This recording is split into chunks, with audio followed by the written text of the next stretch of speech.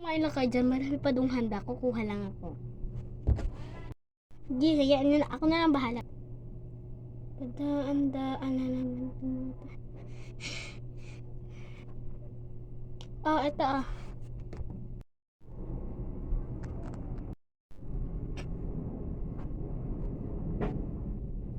Ito na yung pagkakataon na ibabalik ko yung mga ginamit ko na hiniram ko sa kanila. Mars, ito nga pala yung shirt na hiniram ko na. Ay na kayo dyan.